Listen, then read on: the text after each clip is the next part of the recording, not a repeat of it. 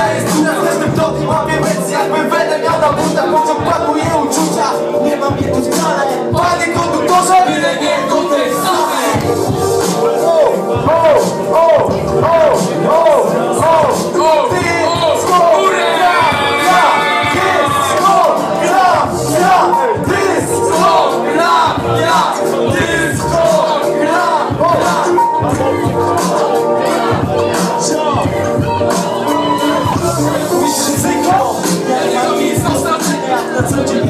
Tam gdzie mój pociąg odjeżdża i łapie chwilę jakby płynęła tu stanie.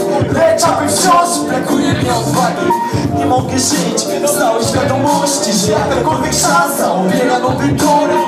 Nie ma słów, a ja nadal stoję obok.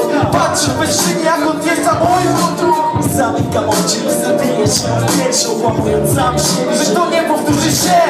Mam tyle myśli, ile waży pełen skład. Wiem, że sam nie skorzystam i nikomu też nie dam. Taki już jestem, może kwestia charakteru. Dopóki możesz mi mówić, człowieku. Załóż słuchawki i wsiądź do pociągu. Powtarzaj błędów i zapomnij o rozsądku.